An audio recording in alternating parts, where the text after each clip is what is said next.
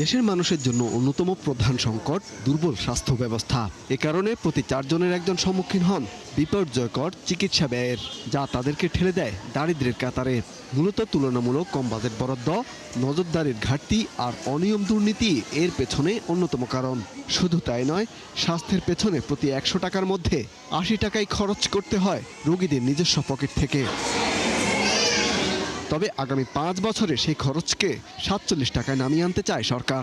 অর্থাৎ বাড়ানো হবে রোগীদের পেছনে সরকারের ব্যয়, যা তুলে ধরা হয়েছে জিইডির কৌশলগত পঞ্চবার্ষিক পরিকল্পনায়।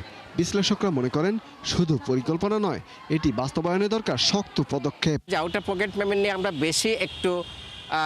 বেশি ইম্পাসেস দিচ্ছি, কিন্তু মানুষকে তো স্বাস্থ্য সেবাটা তো পেতে হবে, তার তো জীবিত থাকতে হবে। আমাদের চিন্তিত হওয়া উচিত যেটা হচ্ছে যে মানুষগুলোর অ্যাফোর্ডেবিলিটি নাই।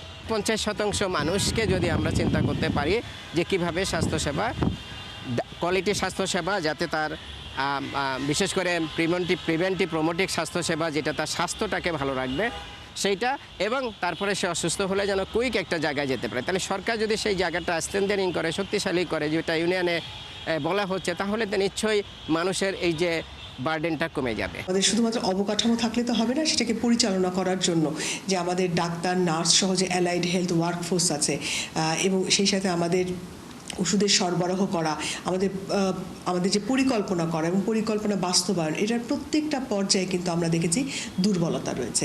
এই দুর্বলতাগুলোকে না কাটিয়ে এই পরিকল্পনাগুলো করা হচ্ছে, সেটা বাস্তবায়ন আমি মনে করি যে যথেষ্ট কষ্টসাধ্য হবে। খাদের কিনারে থাকা স্বাস্থ্য ব্যবস্থাকে টেনে তুলতে 3R কৌশলে এগোবে সরকার। অর্থাৎ প্রথম বছরে রিকভারি, তৃতীয় বছর পর্যন্ত রিস্টোরেশন এবং পরের 2 বছরে রিকনস্ট্রাকশন।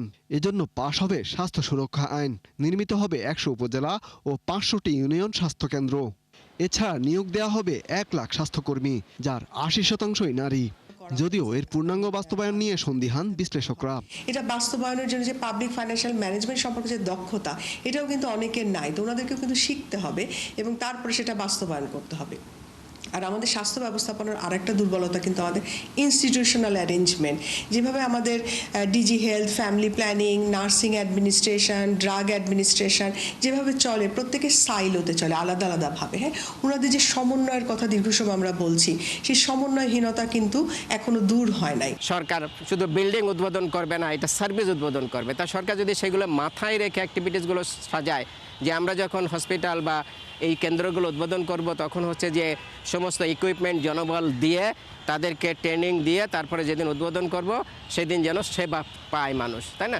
এই অ্যাক্টিভিটিসগুলোর উপর নির্ভর করবে যেটা আসলে সরকার এই যে 47% কমিয়ে আনার যে বিষয়টা, সেটা কতটুকু কার্যকর হবে। পরিকল্পনার আওতায় 5 বছরে মাতৃমৃত্যু হার অর্ধেকে নামিয়ে আনতে চায় সরকার। লক্ষ্য শিশু মৃত্যু হারও 1020 জনে নিয়ে আসা। ইমদাদ হোসাইন, 71।